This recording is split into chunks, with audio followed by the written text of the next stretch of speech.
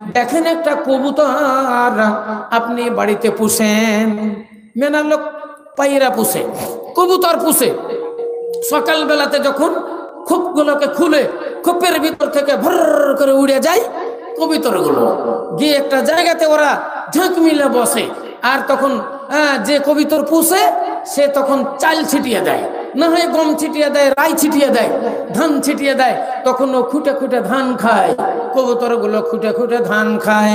আর ওর মধ্যে যেটা নর থাকে সে কিন্তু খায় না, নরটা খালি ঘুরকি মারে, ও খালি ফ্যাশন করে আর ঘুটুর ঘুটুর করে শব্দ করে গায়, আর একটা করে ঠুং মারে, আবার একটা ধান তোলে আবার ফেলে দেয়, ধান তোলে আর ফেলে দেয়। ও বলতে চাই তুই আর ওদিকে দূরে থাকিস না, আমার কাছে আয়। ঘুটুর ঘুটুর করে ডাকে ওকে, বলে দূরে থাকিস না, কাছে আয়। আর এই ঠুং মেরে তোলে, খাই না, আবার ছেড়ে দেয়, তোলে আর ছেড়ে দেয়, বলে এটা তোর জন্য রাখলাম, এটা তোর জন্য রাখলাম, চলে আয়। ওই করতে করতে তখন আস্তে আস্তে এরপর সে চলে আসে, তখন দেখা যায় একটা দানা তোলে, নরটা একটা দানা তুলে ওর মুখের ভিতর ভরে দেয়, ওর মুখের ভিতরে মুখ ভরে দেয়, ঠোঁটের ভিতরে ঠোঁট ভরে দিয়ে সমস্ত খাবারগুলো ওর মুখের ভিতরে দিয়ে দেয়। ইসলাম দরদি ভাই আমার, এ তো মানুষ নয়, এ তো মানুষ নয়, এ হলো একটা পায়রা, এ হলো একটা পায়রা। কিন্তু দেখেন এর কত প্রেম, দেখেন আর কত ভালোবাসা, যে নিজের স্ত্রীকে পার্শ্বে নিয়ে আসার জন্য সে নিজে খায় না, আর তার প্রেম প্রীতি দেওয়ার জন্য খাবারগুলো তার মুখের মধ্যে ভইরা দেয়। মহান আল্লাহ রাব্বুল আলামিন বলতে চান, এ দুনিয়ার মানুষ, ওই পায়রাগুলোকে কি তুমি দেখো না? পায়রাগুলো কেমন প্রেম প্রীতি দেয়, তুমি মানুষ হয়ে তোমার স্ত্রীর সঙ্গে প্রেম নিবেদন করতে জানো না, তুমি জানো না। তুমি কোথায় থেকে এলে, চায়ের দোকান থেকে রাত 12টায় উঠেই তখন এই উঠ, এই উঠছিস না, কিসের লেগে শুতে আছিস এখন পর্যন্ত?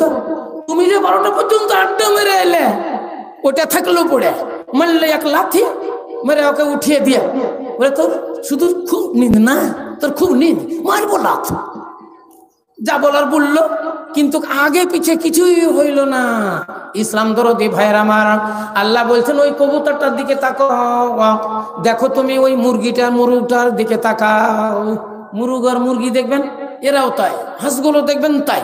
শিয়াল যদি দেখে তো হাঁসটা চাক করে একবারে মাথা তুলে দিবে, আর ওরা বলবে তোর রেডি অমুক জায়গাতে আছে, ও একবারে ঠিক মাথা চেড়ে শিয়ালের দিকে তাকাবে। মুরগটা দেখবেন ছুটতে ছুটতে এসে কুরকুর কুরকুর এসে ওকে খাওয়াবে। এগুলা কি? আল্লাহ বলছেন উনজুরু, দেখো আমার তাখলিক, আমার মখলুকাত আমি সৃষ্টি করেছি, ওগুলা দেখো, তাকিয়ে দেখো, ওগুলার মধ্যে তোমাদের নিদর্শন আছে, ওগুলাই দেখবে, দেখে তোমরা ভবের বাজারে তোমরা বাজার করবে। কিন্তু তোমরা জেনে রাখবে, যত রকমের নিয়ম কানুন আছে, যত রকমের প্রেম ভালোবাসা আছে, যত রকমের পীড়িত আছে, সমস্ত পীড়িতের উপর দিয়ে আমার পীড়িত বজায় থাকবে, আমার প্রেম ভালোবাসা বজায় থাকবে, আমার শরীয়তের বিধানে আমার কাজ যেখান করে চলে আসবে, তখন দুনিয়ার সমস্ত প্রেম প্রীতি তোমাদের বর্জন করে দিতে হবে। আল্লাহ নবী বলেছেন, আমার মহব্বত, আমার ভালোবাসা সমস্ত ভালোবাসার ঊর্ধ্বে হবে। হযরত আবু বকর সিদ্দিক রাদিয়াল্লাহু তাআলা আনহুকে আল্লাহ নবী জিজ্ঞাসা করছেন, এ আবু বকর, তুমি আমাকে কেমন ভালোবাসো? আবু বকর বলছেন, ইয়া রাসূলুল্লাহ, ইয়া হাবিবাল্লাহ, দুনিয়াতে যত রকমের জিনিস আছে, মায়া মমতার জিনিস আছে, সবার চাইতে আল্লাহ রাসূল আপনাকে আমি ভালোবাসি, হাত্তা নাফসি, আমার আত্মা চাইতেও আপনাকে ভালোবাসি। নবী আমার বললেন, আবু বকর, এটাই হলো আসল ধর্ম। আবু বকরকে বলেন, আবু বকর, আনতা রাফিকি ফিদ দুনিয়া ওয়া আনতা রাফিকি ফিল জান্নাহ। আবু বকর, দুনিয়াতে তুমি আমার বন্ধু, জান্নাতেও তুমি আমার বন্ধু। হযরত ওমর ফারুক রাদিয়াল্লাহু তাআলা আনহু আল্লাহ নবী জিজ্ঞাসা করছেন, ওমর বলো তুমি আমাকে কেমন ভালোবাসো? হযরত ওমর ফারুক বলতেন, ইয়া রাসূলুল্লাহ, দুনিয়াতে যত জিনিস আছে সবারই জিনিস চাইতে, সব জিনিস চাইতে হুজুর আপনাকে আমি ভালোবাসি, ইল্লা নাফসি, একমাত্র আমার আত্মা ছাড়া। আমি সবচেয়ে ভালোবাসি আমার জান, আমার আত্মা, বাদ বাকি সব জিনিস চাইতে হুজুর আপনাকে ভালোবাসি। আল্লাহ নবী বললেন, উমর এখনো 100% হয়নি, এখনো 100% হয়নি। বলে হুজুর কখন হবে? বলে যখন তুমি তোমার আত্মা চাইতো আমাকে ভালোবাসবে। হযরত উমর ফারুক বললেন হুজুর আমার আত্মা চাইতো আপনাকে ভালোবাসি। আল্লাহ নবী বললেন আল-আন, এবার হলো। আত্মা চাইতো তুমি ভালোবেসেছো, এবার তুমি 100% মুসলমান, এবার তুমি 100% আমার প্রেমিক, তুমি 100% জান্নাতি। ইসলাম দরদি ভাইয়ের আমার, তাহলে বুঝতে পারা গেল সারা পৃথিবীর ভালোবাসার উপর দিয়ে আমাদের আসল ভাষা ভালোবাসা হবে, সেটাই হলো আল্লাহ আল্লাহর রাসূল। কুল ইন কুনতুম তুহিব্বুনাল্লাহ ফাত্তাবিউনি ইউহিব্বুকুমুল্লাহ। তাহলে বোঝা গেল দুনিয়ার প্রেম প্রীতি তার চাইতে মূল্যবান প্রেম প্রীতি সেটা আল্লাহর প্রেম, আল্লাহ রাসূলের প্রেম, আল্লাহ আল্লাহ রাসূলের মহব্বত সবারই ঊর্ধ্বে থাকা চাই। যাক ভাইয়ের আমার, তাহলে মহান আল্লাহ রাব্বুল আলামিন নর নারী দিয়ে এই পৃথিবীটাকে সুন্দর করলেন, এই সুন্দর পৃথিবীকে রং দিলেন। আল্লাহ রাব্বুল আলামিন বললেন এ মহিলার দলেরা, এ মেয়ের দলেরা, তোমরা স্বামী ভক্তি করো, তোমরা স্বামী সেবা করো। কারণ আল্লাহ রাব্বুল আলামিন আমাকে বলে দিয়েছেন যদি আল্লাহ ছাড়া কাউকে সেজদা করার অর্ডার হতো তাহলে প্রত্যেক স্ত্রীকে তার স্বামীকে সেজদা করার জন্য আমি আদেশ দিয়ে দিতাম। কিন্তু আল্লাহ ব্যতিরেকে সেজদা হারাম। আল্লাহর ব্যতিরেকে সেজদা করলে তাকে মুশরিক বলা হয়, তাদেরকে শিরিক বলা হয়। শিরিকের গুনাহ বড় গুনাহ, শিরিকের গুনাহ আকবার। আল্লাহ রাব্বুল আলামিন শিরিকের গুনাহ ক্ষমা করে না। হাদিসের কথা শুনলেন, বুখারী শরীফের হাদিস। আল্লাহ নবী বললেন ইত্তাকু সাবিল মুবিকাত, ফাত্তাকু সাবিল মুবিকাত বা ইত্তাকু সাবিল মুবিকাত। 7টা ধ্বংসকারী জিনিস থেকে তোমরা বেঁচে থাকো। এই 7টা জিনিসের ভিতরে যে কোনো একটা তোমার ভিতরে যদি চলে আসে তাহলে তুমি জাহান্নামে চলে যাবে, তুমি জাহান্নামে চলে যাবে। অতএব ফাত্তাকু সাবিল মুবিকাত, 7টা ধ্বংসকারী জিনিস থেকে তুমি বেঁচে থাকো। সাহাবারা জিজ্ঞাসা করলেন ইয়া রাসূলুল্লাহ সেই 7টা জিনিস কি? যে 7টা জিনিসের কারণে আমাদেরকে জাহান্নামে যেতে হবে, এই 7টা জিনিস কি? নবী বললেন শিরক বিল্লাহ, আল্লাহর সঙ্গে অংশ স্থাপন করা। খবরদার তোমরা শিরক করো না, শিরক করো না, আল্লাহর সঙ্গে অংশ স্থাপন করো না। ইন্নাল্লাহা লা ইয়াগফিরু আন ইউশরিকা বিহি ওয়া ইয়াগফিরু মা দুনা যালিকা লিমান ইয়াশা। আল্লাহ রাব্বুল আলামিন বলেন আমি শিরকের গুনাহ ক্ষমা করব না, শিরকের গুনাহ ক্ষমা করব না। শিরকের গুনাহ সবচেয়ে বড় গুনাহ, অতএব তোমরা শিরক থেকে বিরত থাকো, শিরকের গুনাহ তোমরা করিও না। 2 নম্বর হলো কাতলুন নাফস আল্লাতী হারামাল্লাহ। খবরদার খবরদার মানুষ খুন করো না। নবী আমার পবিত্র জবানে বলেন মানুষ হত্যা মহাপাপ, মানুষ হত্যা মহাপাপ। যখন এই পৃথিবীতে মানুষ খুন আরম্ভ হবে, মানুষ হত্যা আরম্ভ হবে, তখন আসমান থেকে গজব নাজিল হবে। দেখেন কিছুদিন আগে বলেন মুসলমানদের উপর কত অত্যাচার চললো কাশ্মীরে, কাশ্মীরের কত মুসলমান খুন হলো। বলেন আপনার মায়ানমারে লাখো লাখো মুসলমানকে কিভাবে হত্যা করা হলো। বাচ্চা বাচ্চা ছেলেরা, 12 বছর 15 বছরের যুবক ছেলেদের গলায় ফাঁসি দিয়ে লাইন করে ঝুলিয়ে দেওয়া হলো। একটা বুলেটের গুলি নষ্ট হবে বলে মেয়েগুলোকে লাইন করে দিয়ে সিধা করে একটার পেটে গুলি মারল। পরস্পর 8-10টা মানে গুলি পেট ফুটে চলে গেল। ইসলাম দরদি ভাইয়ের আমার, একটা বুলেটের এত দাম, একটা বুলেটের এত দাম, একটা বুলেটে একটা মানুষ মারা যাবে না। একটা বুলেটের গুলির এত দাম যে একটা মানুষের পিছনে একটা বুলেট ক্ষয় করা যাবে না। লাইন কইরা দেওয়া হোক, এক বুলেটে যেন 10-20টা মানুষ খুন হয়ে যায়। ইসলাম দরদি ভাইয়ের আমার, এই সেটা দেখেন আল্লাহর মহামারী, আল্লাহর গজব নাযিল হয়ে গেছে, আরো নাযিল হবে। মানুষ যদি বুঝতে না পারে, মানুষ যদি সাবধান না হয়, আল্লাহর আযাব আসমান থেকে নাযিল হবে। এর মেডিসিন মানুষ খুঁজে পাইবে না, এর মেডিসিন মানুষ খুঁজে পাইবে না। দেখেন কোভিড-19 এলো, কোভিড-19, আবার দেখেন এই যে যেটা আমাদের চলছে করোনা ভাইরাস। হ্যাঁ, এর ওষুধ আপনি কোনটা ব্যবহার করবেন? কোন ওষুধ দিচ্ছে তো লাখ লক্ষ কোটি কোটি টাকা সরকার খরচ করছে, কোটি কোটি ইঞ্জেকশন করে চলে যাচ্ছে। দেখেন মাঝে মাঝে কোভিড চলে আসছে এবং রকমারি আসছে, পরিবর্তন হয়ে চলে আসছে। এর মোকাবেলা করার ক্ষমতা নেই। এর মোকাবেলা করার একটাই রাস্তা, সেটাই হলো আপনাকে মানুষ হত্যা বন্ধ করতে হবে। খাস করে ইমানদারদের হত্যা করা, মুসলমানদের খুন করা বন্ধ করতে হবে।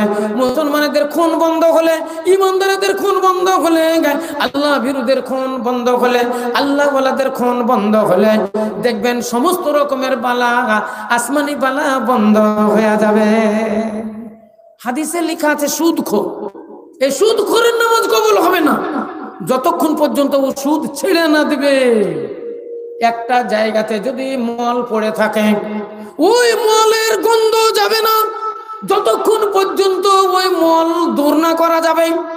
আল্লাহ রাসূলের যুগে একজন সাহাবা এসে বলছেন, ইয়া রাসূলুল্লাহ, ইন্দারার ভিতরে বিড়াল পড়ে গেছে, মারা গেছে। ইন্দারার ভিতরে বিড়াল পড়ে মরে গেছে, হুজুর পানি গন্ধ করছে, আমরা কেমন করে উযু করব, পবিত্র কেমন করে হবে?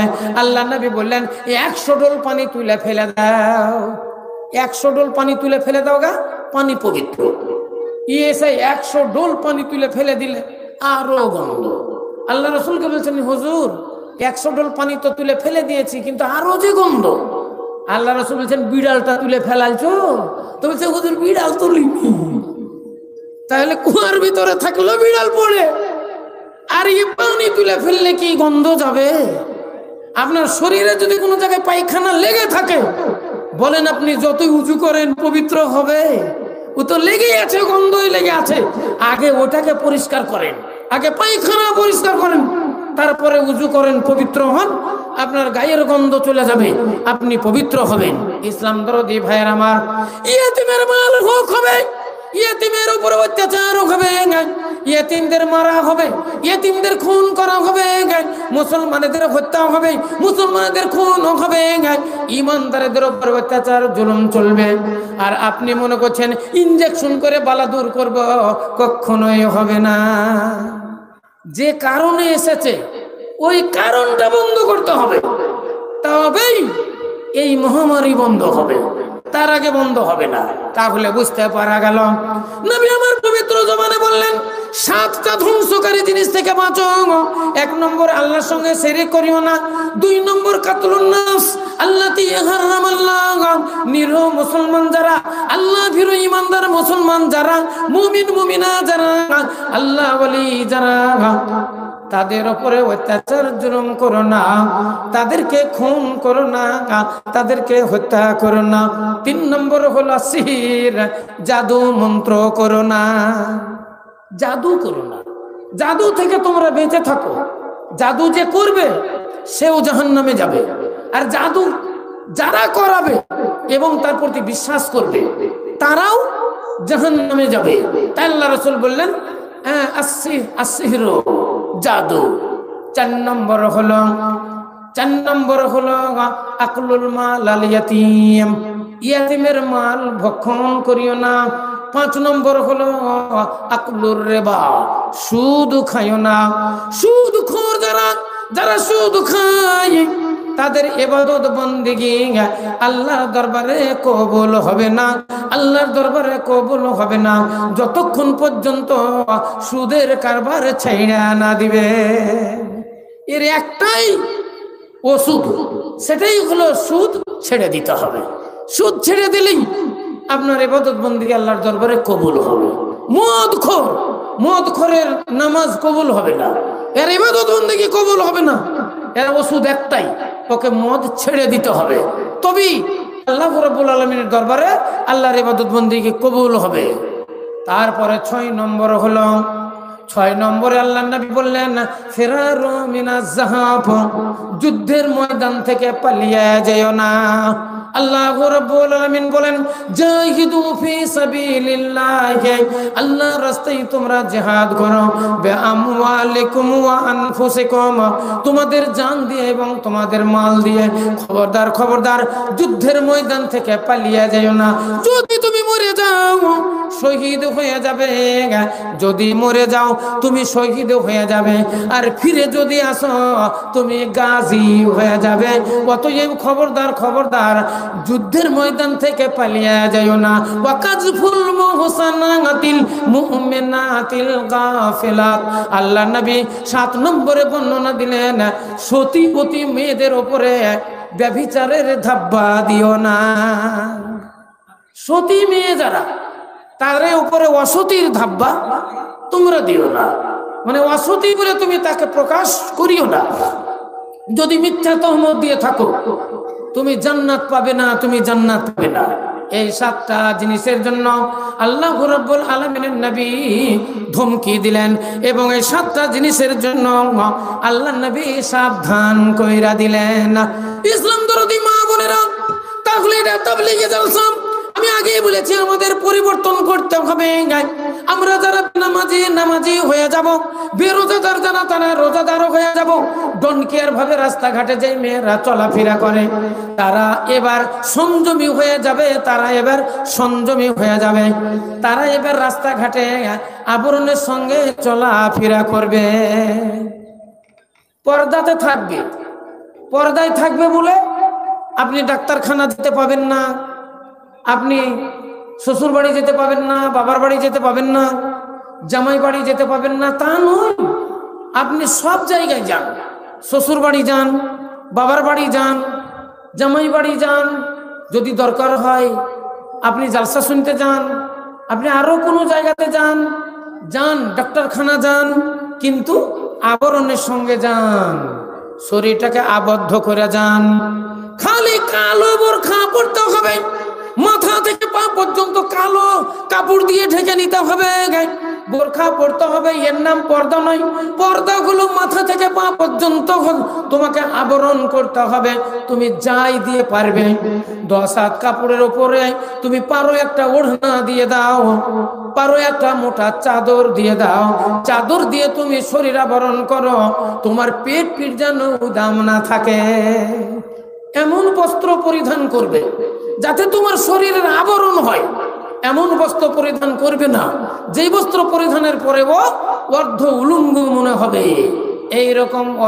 এইরকম বস্ত্র তোমাদের জন্য আল্লাহ নবী নিষেধ কইরা দিলেন, তোমাদের জন্য আল্লাহ নবী নিষেধ কইরা দিলেন এইরকম বস্ত্র পরিধান করে রাস্তায় চলাফেরা করবে না। আল্লাহ রাব্বুল আলামিন কোরআন শরীফের মধ্যে বর্ণনা দিলেন কুল্লিল মুমিনিনা ইয়াগুজ্জুনা বিআবসারিহিম ওয়া ইয়াহফাযু ফুরুজাহুম। আল্লাহ বলেন এ নবী তুমি পুরুষদের বলে দাও, মুসলমান যুবকদের বলে দাও, মুসলমানদের ইমানদারদের বলে দাও, রাস্তা দিয়ে যখন এরা চলাফেরা করবে নিঘা যেন নিচে রাখে, এরাও যেন পর্দায় থাকে। আল্লাহ সর্বপ্রথম পর্দা পুরুষের জন্য বললেন, নারীদের জন্য পর্দা আর পুরুষদের জন্য খুললা না। আল্লাহ পুরুষের জন্য আগে পর্দার কথা আলোচনা করলেন। কি বললেন? এ পুরুষের দলেরা তোমরা রাস্তা দিয়ে চলবে নিঘা নিচে রাখো, এদিকে সেদিকে নজর দিও না, এইদিকে সেদিকে তোমরা নজর দিও না।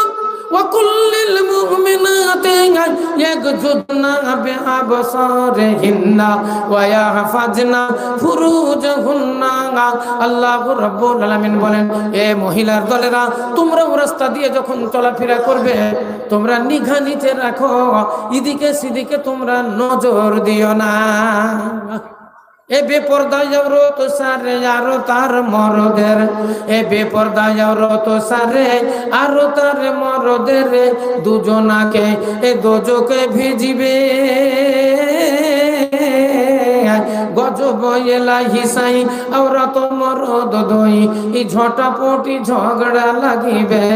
এ মর্দ কবে আওরাতে রে তুই যদি দুনিয়া পরে সারা মতে থাকি ঠিক পর্দায়, কেন এসা মুসিবতে, কেন রব দোজখেতে, যত জ্বালা তোরি তো জ্বালায়। আওরাত কবে ওরে খেপা, আওরাত কবে ওরে খেপা, কি বলিস রে বেওফা, নির্দোষীকে কেন দোষ দাও, নিজেতে হইয়া রস অপরে দিতেছ দোষ, বেহায়া নিজের দোষ গাও। তুমি আমাকেই কেন দোষী বানাচ্ছ, নিজে তো তুমিই দোষী। তুমি বাড়িতে সুন্দর কাপড় আমাকে পরতে দাওনি, আবার ডাক্তারখানা নিয়ে গেছো তখন বলেছ ঢাকা পড়ে শাড়ি খান পরে। যখন তুমি সিনেমাতে আমাকে টানতে টানতে নিয়ে গেছো, আমি বলেছি যাব না, কিন্তু তুমি আমাকে জিন্স সেট পরিয়ে দিয়েছ, তুমি আমাকে টাইট সেটিং জামা কাপড় পরিয়ে দিয়ে আমাকে সিনেমা হলের দিকে তুমি নিয়ে গেছো। আজকে কেন তুমি আমারে দোষাচ্ছ, আজ কেন আমাকে দোষাচ্ছ, বেহায়া নিজের দোষ গাও, নিজের দোষ নিজে গাও। এই মতে বরাজরি লেগে যাবে মারামারি, এই মত বরাজরি লেগে যাবে মারামারি, চড়াচড়ি ঝড়েরই আকার। জাহান্নামের ভিতরে এত আযাব হবে, এত আযাব হবে, জাহান্নামের গজবে স্বামী বলে খেয়াল থাকবে না, স্ত্রী বলে খেয়াল থাকবে না, বেধড়ক মারামারি আরম্ভ হয়ে যাবে। স্বামী তার স্ত্রীকে মারবে চড়াবে, আর স্ত্রীও আর এদিক সেদিক দেখবে না, তার স্বামীকে মারা পিটি চড়াচড়ি আরম্ভ হয়ে যাবে। জাহান্নামের ভিতরে হুড় হাল্লা শুরু হয়ে যাবে। তাহলে বোঝা গেল, আপনারা রাস্তাঘাটে চলবেন আবরণের সঙ্গে চলবেন, সংযমী হয়ে চলবেন। ডাক্তারখানা যাবেন সংযমী হয়ে যাবেন, শ্বশুর বাড়ি যাবেন সংযমী হয়ে যাবেন। রাস্তাঘাটে কথাবার্তা বলবেন আস্তে বলবেন, নরম জবানে বলবেন, চিৎকার করে বলবেন না। কোন পুরুষের সঙ্গে কথা বলতে গেলে খুব হেসে হেসে কথা বলুন না। হেসে হেসে কথা বলতে গেলে হাদিসের মধ্যে লেখা আছে ওখানে আর একজন আছে, সেটা হলো শয়তান। একটা মেয়ে একটা ছেলে যখন কথা বলে হাসে, তখন ওই মাঝখানে আরেকটা লোক থাকে, সেটা হলো শয়তান। এবার এই দুই হাসির মাঝখানে একটা পাপের জাল বুনাতে শুরু করে, পাপের একটা ফান্দা তৈরি করে। তাই আল্লাহ রাসূল বলেছেন আন-নিসা ও হিবালাতু শয়তান, মেয়েদের মধ্যে কিছু মেয়ে আছে যারা হলো শয়তানের ঘোড়া, এরা হলো শয়তানের ফান্দা, এরা হলো শয়তানের জাল, শয়তানের ফাঁস। অতএব আল্লাহ রাব্বুল আলামিন বললেন, আল্লাহ নবী বললেন, দুটো, একটা পুরুষ আর একটা নারী নিরালানির জন্য যখন কথাবার্তা বলে এবং দুজনেই উভয়ে হাসি হাসি কথা বলে, মুচকিয়ে হাসে, এখন যদি সামনাসামনি না হয় তবুও ফোন, সামনাসামনি স্ত্রী মেয়ের সঙ্গে কথা বলা, একটা যুবক ছেলে একটা যুবতীর সঙ্গে সামনাসামনি কথা বলা যত ডেঞ্জারাস, তার চাইতে মোবাইলে কথা বলা আরো ডেঞ্জারাস। একটা পুরুষ আর একটা নারী রাস্তার ধারে কিংবা কোনো গলি কোচাতে কোনো জায়গাতে যদি কথা বলে, এটা যত ডেঞ্জারাস, তার চাইতে বেশি মোবাইলে কথা বললে এটা হলো আরো ডেঞ্জারাস। কারণ যখন দুটো পুরুষ আর নারী দুজনা কথা বলে, পৃথিবীটা ফাঁকা থাকে, যে কোনো জায়গা থেকে কেউ মার করতে পারে, যে কোনো জায়গা থেকে কেউ দেখতে পায়, কেউ শুনতে পায়, পার্শ্ব অনেকজনে হয়তো কান ওড়ায়, দূর থেকে দেখে ওরা কি বলছে, এটা একটা তাদের মনের মধ্যে ডর থাকে, তাদের দুজনের মনের মধ্যে একটা ভয় থাকে। সব কথা কইতে পারে না, কিন্তু মোবাইলে যখন হ্যালো বলে তখন ওই হ্যালো বলে, হ্যালো বলে, এর মাঝখানে কোনো জিনিসের আড় থাকে না, এর মাঝখানে কোনো জিনিসের পর্দা থাকে না, তখন ওই দুইজনা ছাড়া অন্য আর কেউ শুনতে পায় না। এদের জীবনে কোনো ডর থাকে না, এদের জীবনে কোনো ভয় থাকে না। সেই জন্য ওই সামনাসামনির চাইতে মোবাইলের ফোন আরো ডেঞ্জারাস। অতএব এই ফোনটা বন্ধ রাখবেন। মা বোনদেরকে বলছি, এই ফোন আপনারা ওই রকম অশ্লীল ভাষায় ব্যবহার করবেন না, কারণ ফোনের মাঝখানে যেটা আছে সেটাই হলো শয়তান। আল্লাহ রাব্বুল আলামিন বলেছেন, এই শয়তানের ফান্দা হতে, শয়তানের ফিতনা হতে তোমরা দূরে রাখো, দূরে থাকো, কারণ এই তোমাদের ঠেলতে ঠেলতে জাহান্নামে নিয়ে যাবে। ইসলাম দরদি মা বোনেরা, আরো একটা কথা আপনাকে বলেছি, সেটা হলো পরিবর্তন ঘটান, আপনি নামাজি হইয়া যান। হাদিসের ভিতরে তো প্রমাণ আছে, হাদিসের ভিতরে তো হাজার হাজার হাদিসের প্রমাণ রয়েছে, কোরআন শরীফের ভিতরে মহান আল্লাহ রাব্বুল আলামিন জাহান্নামীদের একটা ফিগার বর্ণনা দিয়েছেন এবং জাহান্নামীদের একটা কারণ আল্লাহ বর্ণনা দিয়েছেন। হাদিসে লেখা আছে জান্নাতি বান্দারা যখন জান্নাতে চলে যাবে, জাহান্নামীরা জাহান্নামে চলে যাবে। জান্নাতীদেরকে আল্লাহ বলবেন, হে জান্নাতীরা, দুনিয়াতে যত বন্ধু বান্ধব আত্মীয় স্বজন ছিল সবাইকে কি তোমরা জান্নাতে পেয়েছ? শেষ করবো এবার, আপনারা কেউ যাবেন না, শেষ দোয়াটা নিয়ে যাবেন। তো বলছিলাম, হ্যাঁ বলবো, আল্লাহ রাব্বুল আলামিন বলবেন, এ জান্নাতি বান্দারা, তোমরা সবাইকে কি দুনিয়াতে তোমাদের বন্ধু বান্ধব আত্মীয় স্বজন যারা ছিল সবাইকে কি তোমরা পেয়েছো? জান্নাতে সবাই আছে? তারা বলবেন, না আল্লাহ, সবাইকে পাই না, সবাইকে দেখতে পাই না। আল্লাহ বলবেন, তারা আছে কোথায় জানো? বলে, না সেটাও আমরা জানি না। কোথায় তারা আছে? আল্লাহ, তারা কোথায়? আল্লাহ বলবেন, ফিন্নার, ওরা জাহান্নামের ভিতরে আছে, ওরা জাহান্নামের ভিতরে আছে। বলো তোমরা তাকে কি দেখতে চাও? তোমাদের বন্ধু বান্ধব আত্মীয় স্বজন এদেরকে কি তোমরা দেখতে চাও? তারা বলবেন, আল্লাহ, দেখতে পাইলে বড়ই ভালো হয়, যদি তুমি দেখাও, দেখতে পেলে আমাদের খুব আনন্দ হয়। আল্লাহ বলবেন, এই ফেরেশতারা, জাহান্নামের মালিক, জাহান্নামের যারা ফেরেশতা রয়েছে তাদেরকে বলবে, এই ফেরেশতারা, আমার এই জান্নাতি বান্দাদের একবার যাও, নিয়ে যাও, জাহান্নামের গ্যালারিতে চাপিয়ে দাও। চতুর্দিকে গ্যালারি তৈরি হবে, আর এরা জাহান্নামের উপরে গ্যালারিতে গিয়ে উঠবে। আল্লাহ বলবেন, এই দেখো, তাকিয়ে দেখো, তোমার বন্ধু বান্ধবদের ডাক দাও। এবার তারা আত্মীয় স্বজন বন্ধু বান্ধবের ডাক দিবে।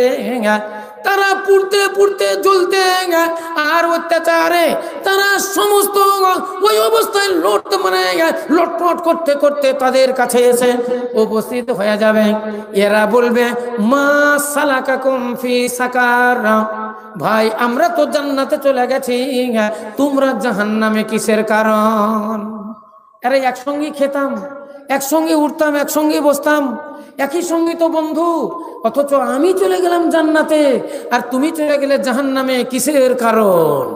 তখন তারা বলবে, ভাই চায়ের দোকানে বসে গল্প করেছি একসঙ্গে, চা খেয়েছি একসঙ্গে, বাজার হাট করেছি একসঙ্গে, সবকিছু একসঙ্গে ঠিক আছে, কিন্তু চায়ের দোকানে বসে বসে চা খাওয়ার সময় জোহরের আজান পড়ে গেছে, হাইয়া আলাস সালাহ, হাইয়া আলাল ফালাহ, তখন তোমরা মসজিদের দিকে চলে গেছো, তোমরা নামাজ আদায় করেছ।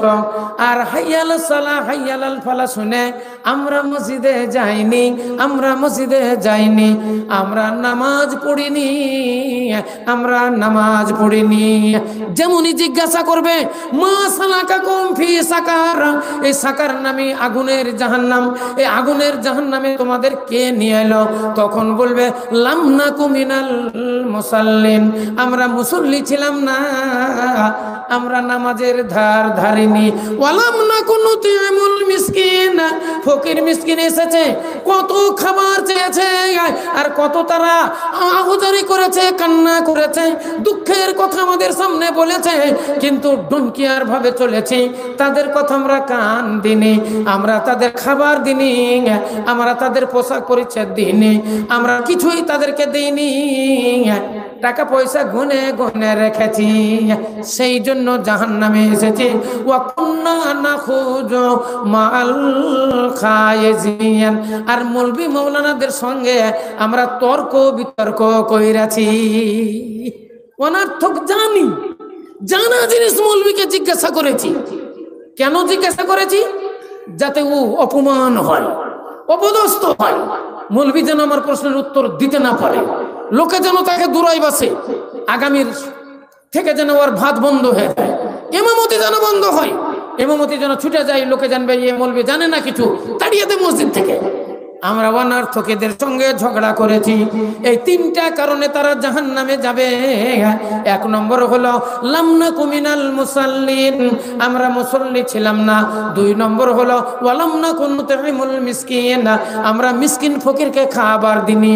তিন নম্বর হলো ওয়া কুন্না নাখুযু মাআল খাইজিন, আমরা আলিমুল আমাদের অপমান অপদস্থ করার জন্য তর্ক বিতর্ক কইরাছি। নারায়ে তাকবীর।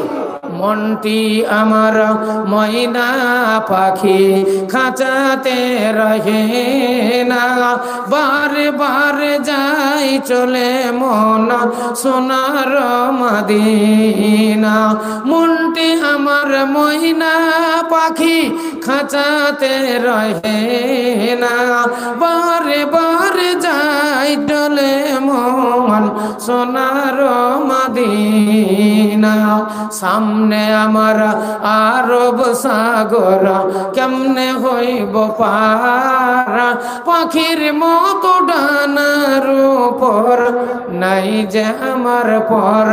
তাই বলি কি ওরে মন, যাওয়া কি আর হবে না, বারে বারে যাই চলে মন সোনার মদিনা। বারে বারে যাই চলে মন সোনার মদিনা।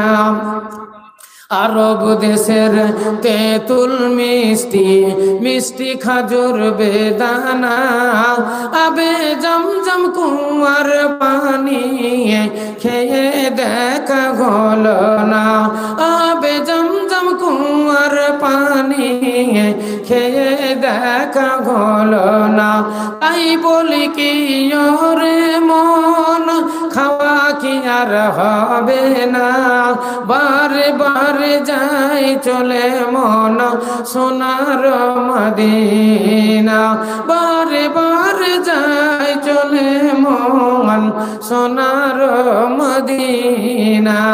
ডালে বসে ডাকছে কোকিল, কুহু কুহু করে, ভোরের পাখি খোদাই ডাকে মন যে পাগল করে। ডালে বসে ডাকছে কোকিল, কুহু কুহু করে, ভোরের পাখি খোদাই ডাকে মন যে পাগল করে। তাই বলি কি ওরে মন, দিদার কি আর হবে না, বারে বারে যাই চলে মন সোনার মদিনা। বারে বারে যাই চলে মন সোনার মদিনা। ওমা আলাইনিল বালাগ। আসসালামু আলাইকুম ওয়া রাহমাতুল্লাহি ওয়া বারাকাতুহু। আমি শেষ করতাম, তো শেষ করার জন্য আমি সভাপতি মহাশয়কে আদেশ দিলাম, আপনি জালসার কাজ